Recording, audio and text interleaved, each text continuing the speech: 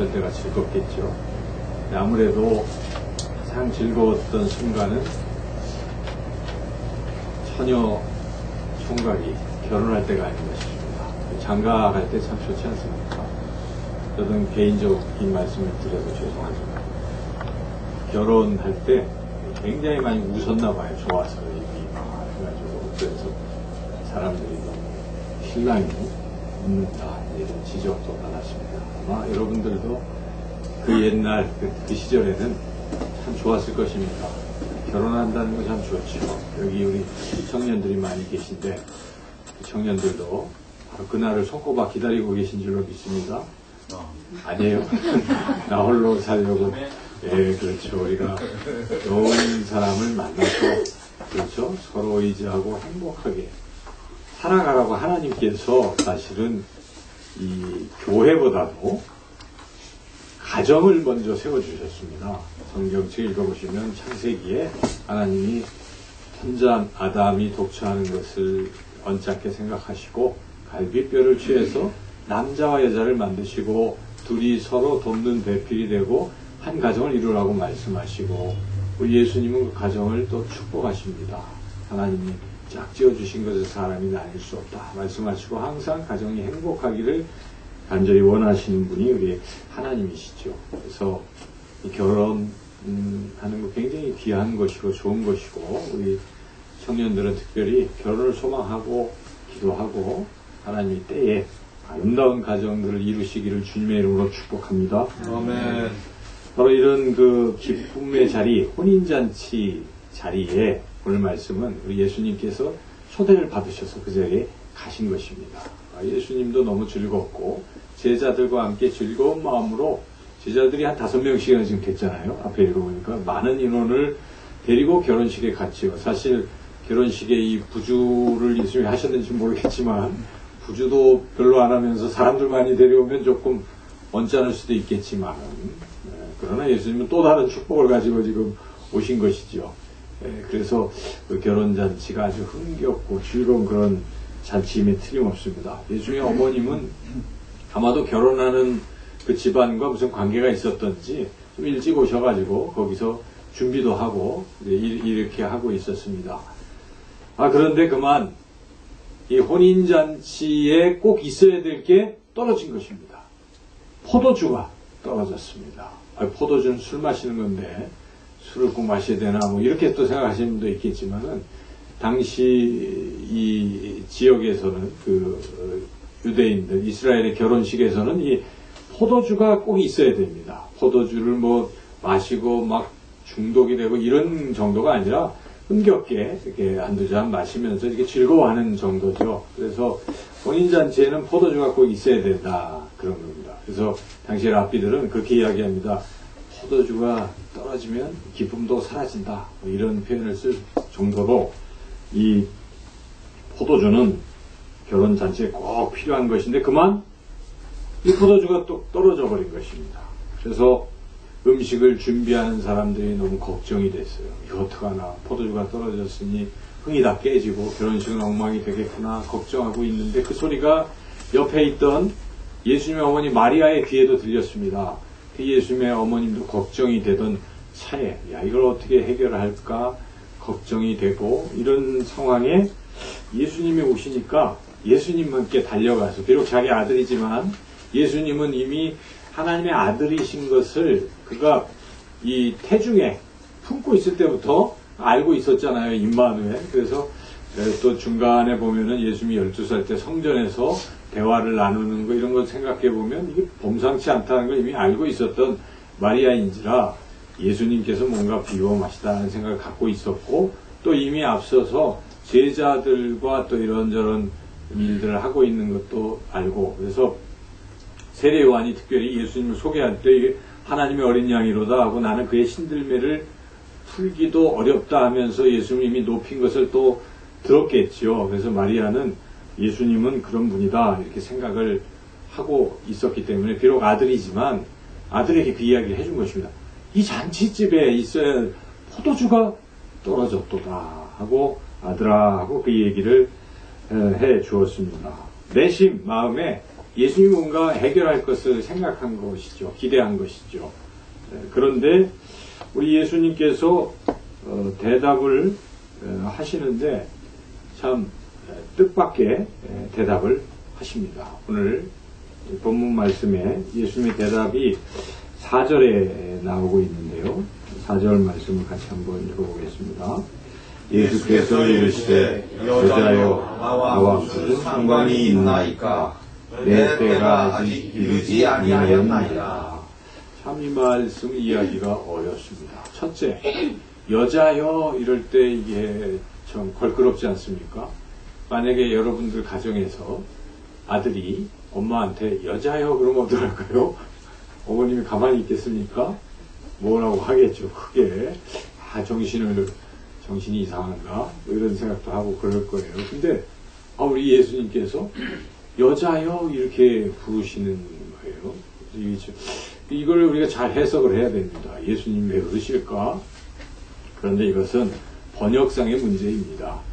여자여로 번역되어 있지만은 헬라어는 귀나이 이렇게 되어 있어요. 귀나이. 그래서 귀나이라는 말은 당시 헬라, 로마, 그리스 이 지역에서 쓸 때는 이건 존칭어입니다. 존칭어. 그래서 왕비들을 부를 때 귀나이 이렇게 부르는 거예요. 그러니까 이게 굉장히 높인 말입니다. 그래서 예수님께서 여자여 우리가 번역을 그렇게 해서 그랬지만은 좀 차라리 여인이시여 이렇게 번역하는 게 옳았을지 몰라요. 좀 공손하게 그런 뜻이에요. 사실 원뜻이. 그래서 우리 예수님이 십자가에 돌아가실 때도 요한복음 19장에 보면 이렇게 이 요한과 이 예수님이 이제 예수님의 어머님이 같이 보고 계셨잖아요. 십자가에 다니면서. 그래서 안타까워서 슬퍼하고 계셨을 때 우리 예수님이 뭐라고 말씀하십니까? 그때도 여자여 보소서 아들이 나이다 이렇게 말씀하는데 거기서도 여자가 우리가 생각하는 그런 좀 속된 표현이라 그러면 이상하잖아요. 그런 뜻이 아닙니다. 그래서 공손히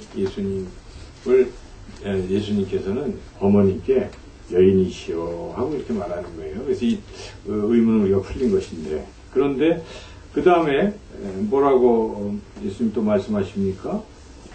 나와 무슨 상관이 있나이까? 이것도 어려운 얘기입니다. 원뜻은 나와 당신이 이 잔치에 무슨 관련이 있단 말입니까? 이런 뜻입니다. 그러니까 이 말은 그 본뜻은 거절하는 뜻이에요. 예수님께서. 그래서 지금 마리아는 이 포도주가 떨어졌으니까 뭔가 좀 대책을 세워주세요 한 뜻에서 아들이지만 떨어졌다고 얘기했는데 예수님 뭐라고 대답합니까?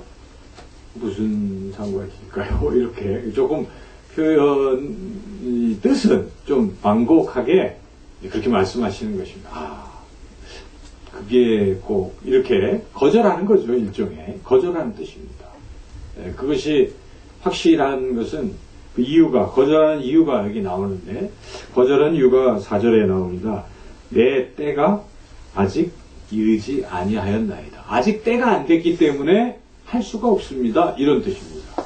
여기에 이제 내 때가 무슨 말인가가 참 어려운 말인데 이것은 요한복음에서 때라는 말이 한 9차례 이렇게 나오고 있거든요. 그래서 그때 보면은 그때는 무슨 때를 가리키냐면 예수님이 십자가에 죽으실 때를 가리킵니다.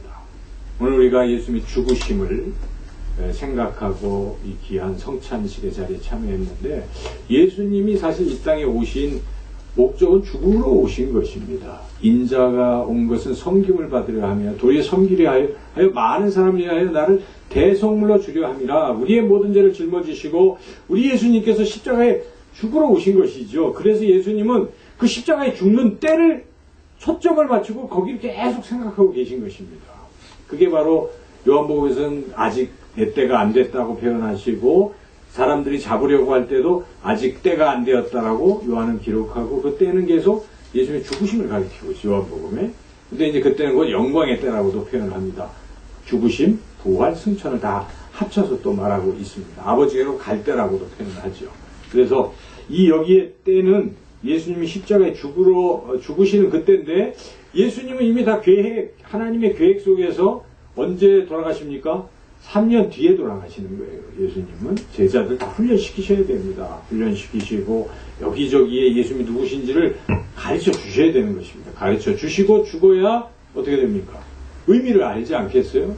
뭐 아무 의미도 없이 그냥 여기서 덜컥 기적 한번 뭐 베푸셨다가 돌아가시면은 안 되는 거예요. 그래서 예수님께서 아직은 그 기적을 그렇게 확실하게 또 공개적으로 베풀 때는 아니라는 뜻입니다. 여기서는 이거를 모든 사람들이 다 알리면 큰일 나는 거예요. 이 사회. 그래서 예수님은 다른 복음서를 읽어봐도 자꾸 숨기시거든요. 처음에는 아직도 뭐 숨으시더라. 그 이유는 때가 아직 안 됐기 때문에 그러는 거죠. 그래서 우리가 이해를 할 수가 있어요. 여기 보면 우리 주님이 거절하신 이유가 그 잔치 그냥 계속 흥이 깨지도록 하려고 그러시는 게 아니라 이러한 사정이 있으시니까 예수님께서 어머니 마리아에게 지금 때가 아직 안 됐습니다. 이렇게 답변을 해 주셨죠. 그때 이 여인이 마리아가 어떻게 반응했습니까? 그래도 해주세요 하고 계속 고집을 부렸을까요? 그렇게 해석하는 분도 있지만 그런 거 아닙니다. 여기 잘 읽어보시면 이 마리아는 그런가 이렇게 생각하고 그러면 이제 이 포도주가 생기던 말던 어쨌든 그게 중요한 게 아니라 예수님의 뜻대로 하옵소서 이런 생각을 갖게 된 거예요. 바뀐 것입니다. 그전에는 없다 그랬는데 예수님 말씀을 듣고 순종한 것이죠. 그래서 이제 그 어머니 마리아가 뭐라고 얘기합니까? 5절을 한번 읽어볼까요? 그의 어머니가 하인들에게 이르되 너희에게 무슨 말씀을 하시든지 그대로 하라 하니라. 무슨 말씀을 하시든지 예수님께서 무슨 말씀을 하시든지 그냥 그대로 순종하라는 것입니다. 그것이 어떤 말씀이든 이 절대적인 순종을 나타내고 있는 것이죠. 그래서 마리아는 순종하고 있는 것이고 그리고 마리아는 역시 그 하인들도 순종하도록 권유하고 있는 것이죠. 너희들도 무슨 말하든지 다 순종하라 그대로 하라 이렇게 순종하도록 그렇게 지금 하고 있죠. 그래서 우리 예수님께서 이제 보니까 그 돌 항아리가 있습니다. 손 닦는 그릇들이긴 해요. 근데 뭐 손을 그 항아리 속에 직접 넣어서 닦는 것은 아니고 떠서 이제 닦겠죠. 그래서 거기 돌 항아리 6개가 이렇게 큰 한 40리터 정도 들어가는 항아리들이 이렇게 쭉 놓여 있습니다. 이 항아리는 손 닦고 하는 정결 예식을 위해서 있는 것인데 우리 예수님께서 하인들에게 그 항아리에 물을 채우라 이렇게 명령을 하셨습니다. 그때 하인들이 어쨌든 물을 채운 것입니다. 그 명령에 순종하는 것은 그리 어렵지 않습니다. 손 닦으라고 채우라고 하시는가? 거기까지는 다 이렇게 채웠죠. 그런데 이제 그 다음에 명령이 좀 이해하기가 어려운 것입니다. 뭐라고 명령하시냐면 떠서 연회장에게 갖다 주라 이렇게 명령을 하시는 것입니다. 이 명령대로 지금 이 하인들이 물을 떠서 연회장에게 갖다 두면 무슨 일이 일어날까요? 연회장은 지금 나름 지금 포도주를 기다리고 있는 거예요. 왜냐하면 포도주가 지금 떨어져 가고 있는 상황입니다. 그래서 뭔가 주방에다가 얘기를 했겠죠. 포도주가 지금 떨어졌다 해서 주방에서 가져가려고 보니까 없잖아요. 없으니까 큰일 났다 걱정하고 마리아도 듣고 지금 이런 상황에 벌어져 있고 하인들도 어찌 보면 눈치를 채고 있는 즉 하인들이 결국 그 주방장에 소속된 하인들이니까 지금 다들 지금 이런 상황이죠. 그런데 이 연회장은 뭘 기다리고 있습니까? 포도주를 기다리고 있는 것이죠. 그런데 거기다가 지금 뭘 갖다 줘요? 물을 한 사발 갖다 주면 연회장이 나를 조롱하는가 지금 그럴 화가 나겠죠. 그런 상황일 것입니다. 그럼에도 불구하고 여기 하인들은 어떡합니까? 떠다가 갖다 주는 겁니다. 왜 그렇게 했습니까? 예수님이 그러라고 하시니까 무슨 말씀을 하든지 그대로 하라고 또 마리아가 되기도 했고 주님의 말씀에 무조건 순종한 것입니다. 가서 연회장한테 욕을 듣던 조롱을 당하던 혼을 나던 일단 주님 말씀에 순종해서 갖다 떠다 줬습니다. 그런데 무슨 일이 벌어졌습니까? 언제 포도주가 변화됐다는 말은 성경에 정확히 나와 있지 않습니까? 우리가 잘 모르죠. 그런데 아마도 짐작컨대 다 가서 그 연회장이 이렇게 마실 때 아마 이게 변화됐을 거예요. 마신 그 순간, 그 전에라든지. 그래서, 아하, 이제 연회장은 이거, 물이 포도주가 없는 줄 알았는데 어쨌든 있으니까 잘 됐다. 이제 이러고 맛도 변치 않고 좋다. 이제 하면서 상황이 끝이 났는데, 그때의 하인들은 알고 있는 거예요. 아, 이게 바로 예수님께서 물을 포도주로 변화시켜 주셨구나 하는 것을 알게 된 것입니다. 또한 마리아도 다 이 자취정을 봤으니까 알겠죠. 제자들도 알겠죠. 이것을 알고 결론은 제자들은 어떻게 합니까? 나중에 제자들은 11절에 보니까 그의 영광을 나타내시며 제자들이 그를 믿으니라 하는 게 오늘 본문 말씀의 내용입니다. 이 말씀을 통해서 우리가 깨닫게 되는 몇 가지 교훈이 있습니다. 첫째는 우리 예수님은 물도 포도주로 변화시키시는 분이시다는 것입니다. 이 세상에 물을 포도주로 변화시킬 사람이 존재하겠습니까? 없습니다. 물이라는 것이 포도주로 변화되는 것은 어찌 보면 없는 무에서 유로 창조되는 것이죠. 그게 화학적 반응을 통해서 물이 포도주로 변화될 수가 없지 않겠습니까? 그런데 하나님이신 예수님은 온 우주 만물을 만드신 전능하신 분이시니까 물도 포도주로 변화시켜 내실 수 있는 줄로 믿습니다. 아멘. 이거를 바로 아멘으로 화답하시며 믿는 분들에게는 동일한 기적이 일어나는 것입니다. 우리는 예수님을 믿습니다. 무엇을 믿습니까? 예수님은 무엇이든지 변화시키실 수 있는 분이라고 믿는 것입니다. 이 잔치집이 어떻게 변화됐습니까? 잔치집이 문제가 있었잖아요. 근데 문제가 어떻게 해결되는 것으로 변화됐지 않습니까? 문제가 해결되는 거예요. 그래서 여러분들이 예수님을 믿으시면 문제가 해결될 줄로 믿습니다. 네. 왜 우리가 이 예배 드리고 신앙생활 합니까? 이 땅에 살아가는 동안 문제가 있으니까. 그래서 하나님 문제를 해결해 주세요. 나와서 여러분들이 기도하고 아뢰면 하나님은 도와주시거든요. 들으시고 너희가 내 이름으로 무엇이든지 구하면 내가 그대로 시행하리라 약속하시잖아요.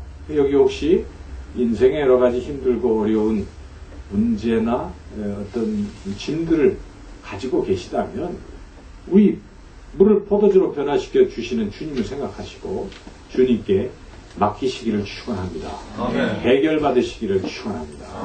둘째로 물을 포도주로 지금 변화시킨 주님, 이 주님은 무엇을 또 변화시킨 것이냐면 여기에 이 부족함을 풍성함으로 바꿔주시는 분이시다. 우리가 알 수 있지 않겠습니까? 지금 다 떨어졌잖아요. 포도주가 없잖아요. 그런데 이 잔치집에 꼭 필요한 포도주를 채워주셨는데 채워주신 양이 얼마나 됐을까 하는 것입니다. 그 양이 엄청난 것입니다. 여기에 돌 항아리가 6개라고 놓여 있는데 한 항아리에 40리터씩 들어가니까 한 240리터 정도니까 포도주가 240리터면 이거 엄청난 양이죠. 여러분들이 아무리 술을 많이 마셔도 포도주를 뭐 한 1리터 이렇게 들이키시기는 어렵지 않습니까?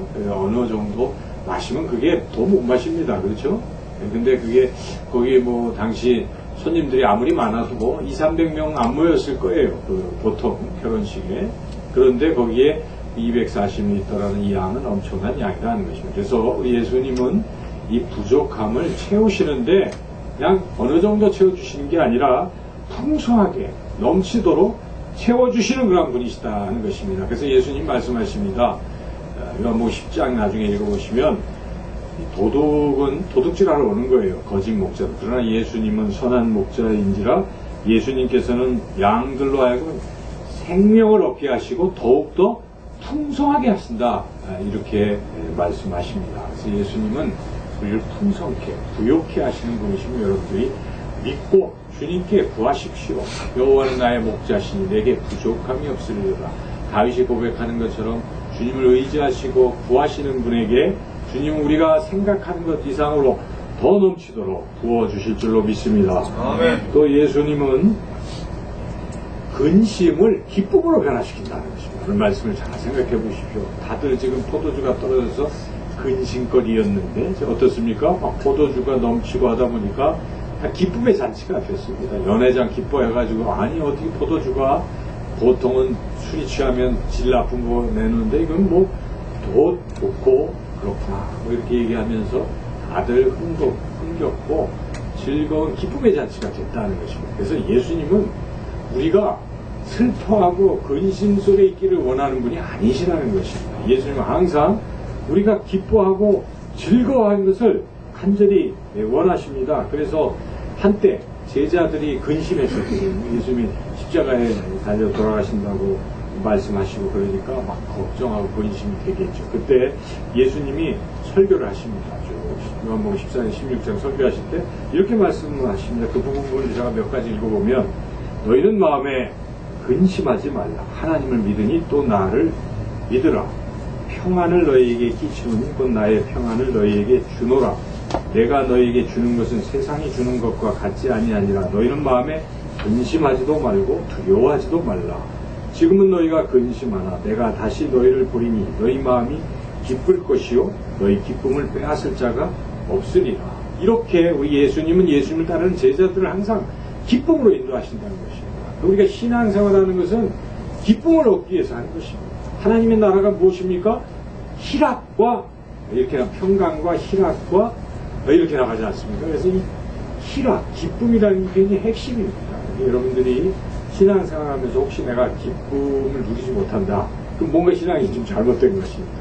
그럴 때마다 짐도 내려놓고 주님 자꾸 바라보시면 주님은 세상이 할 수 없는 평안을 먼저 주시고 그리고 기쁨과 이런 것들을 자꾸 회복시켜 주실 수 있습니다.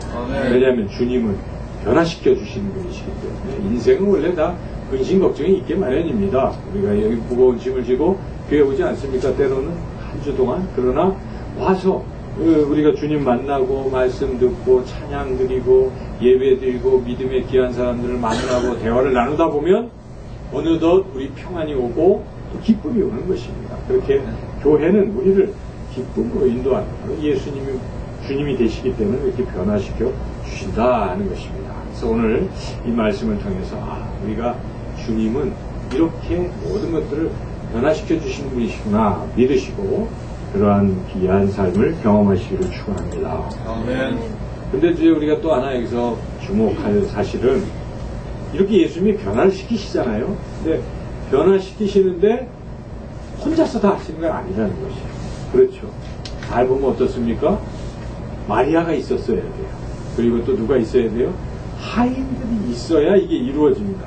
만약 마리아가 막 핏대 올리고 아들이지만 뭐 거절하고 그럴 때 에이 화를 내고 끝을 냈으면 어떻게 됐습니까? 이런 기적은 안 일어났습니다. 그래도 마리아가 아들이지만 말씀 잘 새겨듣고 순종을 했죠. 그래서 무슨 말씀이든지 시키는 대로 하라 이렇게 하인들을 다독거리면서 순종을 이끌어갔죠. 하인들은 어땠습니까? 아까 우리가 말씀 들은 대로 순종했어요. 그 순종은 그냥 보통 순종이 아니라 절대적 순종을 한 것입니다. 그러한 순종을 통해서 예수님이 물을 포도주로 변화시킬 수 있었던 것입니다. 그래서 물이 포도주로 변화되는 데 있어서 결정적인 역할을 하는 것은 결국 절대적 순종이라는 것입니다. 우리 자신도 그렇게 경험할 뿐만 아니라 우리가 세상 사람들을 이런 주님을 소개하면서 이런 놀라운 변화를 경험케 하려고 그러면 우리의 순종이 있어야 되는 것입니다. 하인들처럼 또 마리아처럼 순종하는 주의 사람들이 있을 때 가능해지는 것입니다. 이 절대적 순종이 얼마나 필요한지 모릅니다. 성경을 읽어보시면 하나님의 역사는 다 어떻게 일어납니까? 그 하나님의 사람들의 절대적 순종을 통해서 일어난다는 것입니다. 가나안 땅이 점령되는 사건을 잘 생각해 보십시오. 무엇으로 이 가나안 땅을 정복했습니까? 절대적 순종 때문에. 사실은 출애굽기 이렇게 쭉 읽어보면 민수기까지 읽어보면 어찌 보면 가나안 땅에 들어가는 게 한 1년 뭐 몇 개월 정도면 이루어질 수도 있었다는 사실이에요. 거기 거리가 얼마 안 되거든요. 그렇죠?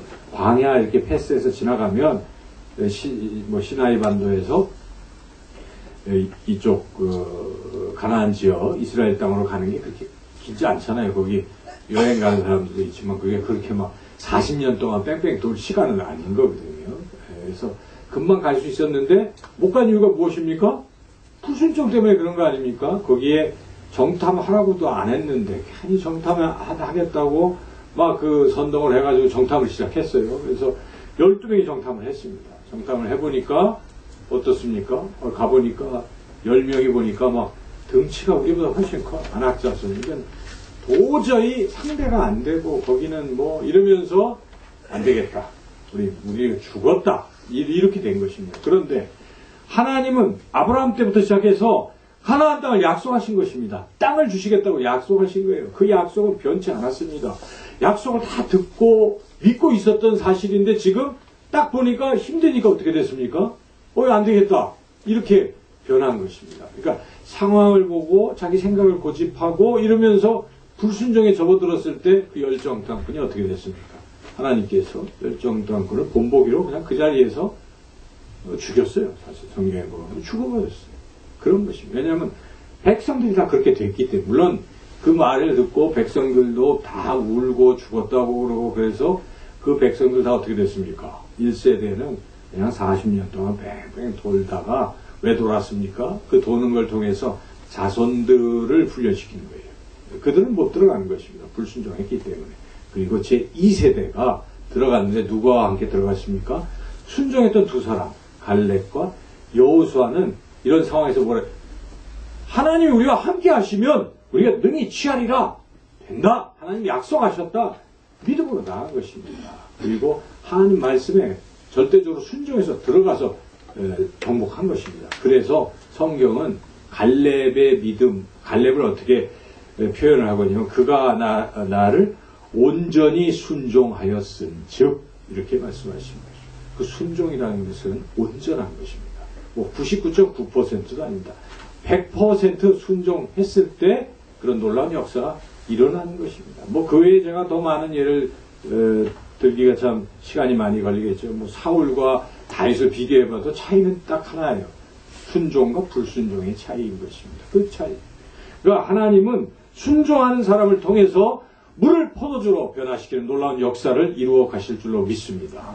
우리가 할 일은 순종하는 거예요. 순종하면 우리는 비록 부족하고 연약하지만 하나님이 우리를 들어 사용하셔서 놀라운 기적을 일으켜 주시는 거예요. 보여주시는 것입니다. 그러니까 절대적으로 순종해서 이런 놀라운 경험을 우리 스스로 갖고 그리고 다른 사람들에게도 그런 경험을 할 수 있도록 그렇게 하시기를 축원합니다. 오늘 본문에 이 순종하는 사람들 때문에 그 덕분에 누가 덕을 받습니까? 그냥 잔치집에 있는 사람들은 뭔지도 모르고 덕을 본 것입니다. 그런 거예요. 여러분들이 하나님께 순종해서 살면요. 누가 덕을 봅니까?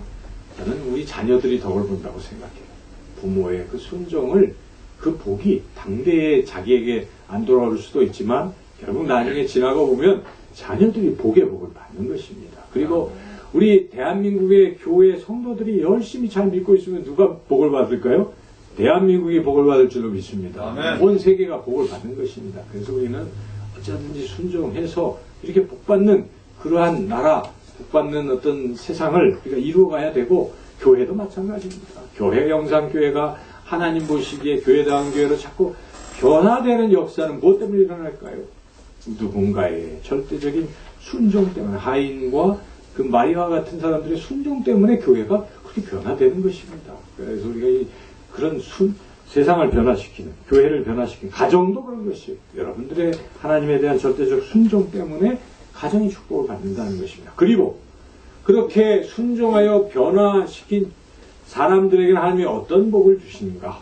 특별한 복을 주시는 거예요. 저는 이 복이 가장 큰 복이라고 생각하는데 그 복은 오늘 본문의 9절에 나와 있습니다. 9절을 한번 읽어보겠습니다. 연회장은 물로 된 포도주를 맛보고도 어디서 났는지 알지 못하되 물도한 하인들은 알더라. 그렇죠. 연회장과 잔치에 참여했던 사람들은 혜택은 많이 누렸어요. 막 잔치, 포도주 때문에 다 좋아하고 세상이 말하는 복은 누렸어요. 즐거움의 복을 다 누렸습니다. 그러나 그들이 누리지 못하는 것이 무엇입니까? 예수님을 아는 복을 누리지 못한 것입니다. 예수님을 모르는 것입니다.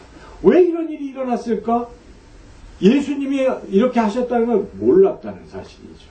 그들은 그냥 포도주 먹고 즐겁게는 살았을 줄 망정 어떻게 됐겠습니까? 예수님 믿고 하나님 나라 들어가는 복은 얻을 수가 없었습니다. 그러나 이 하인들은 어떤 복을 얻게 됐습니까? 예수님을 알게 되는 복을 얻게 됐다는 것입니다. 예수님을 알아서 믿음이 생기고 그리고 변화가 됐겠지요. 이 하인들이 처음에 예수님을 안 만났을 때는 그냥 그렇게 살아가는 존재였지만 여기서 이 사실을 경험한 후로, 순종하여 경험한 후로 이 하인들은 틀림없이 아마 나중에 예수님을 따르는 제자들이 되었을 거예요. 우리가 그건 모르지만은 그렇지 않겠어요. 이 기적을 경험하고 표적을 경험하고. 그래서 이 순종하는 사람들에게 주시는 절대적인 가장 귀한 복은 무엇입니까? 변화의 복, 자기 자신의 변화의 복인 줄로 믿습니다. 자신이 믿음의 사람으로 변화되는 것입니다. 여러분이, 저는 가장 큰 복은 이 변화의 복이라고 저는 늘 생각해요. 우리가 죽잖아요. 다 죽습니다. 시간이 되면 죽죠. 그런데 죽을 때가 자기의 모습이에요. 그런 생각 안 합니까? 하나님 앞에 어떤 모습으로 가겠습니까? 죽을 때의 모습으로 가는 것입니다. 거기가 끝이잖아요. 그러니까 죽을 때 우리가 주님 사랑하고 주님 믿고 천국을 소망하고 죽을 때도 할렐루야 뭐 그러면서 기쁨으로 돌아가시면 어떻게 됩니까?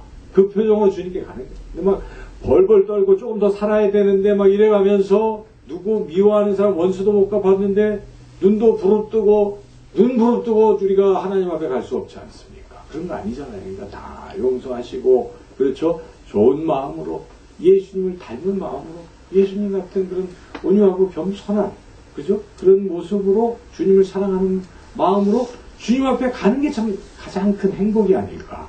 저는 그런 생각이 듭니다. 이 세상에서는요 나그네이기 때문에 어차피 조금 더 먹고 더 뭐 하고 뭐 그렇게 사는 거예요. 누구는. 그렇지만 결국 끝은 뭐가 결정되는 거예요? 내 모습입니다. 내가 어떻게 주님 앞에 갔을까? 그런데 그렇게 좋은 모습으로 변화되는 데 있어서 결정적인 것이 무엇입니까? 오늘 말씀에 절대적 순종이에요. 여러분 자꾸 순종하시면요 변화되는 줄로 믿습니다. 순종을 통해서 변화되는 것입니다. 뭘로 변화가 되겠습니까? 성령을 따라 우리가 순종할 때 변화되는 것이고 성령의 열매를 맺는 것입니다. 그렇게 자꾸 성령의 사람이 되어가는 것이고 여러분 오늘 주신 말씀대로 우리 예수님은 물을 포도주로 변화시키는 전능하신 분이십니다.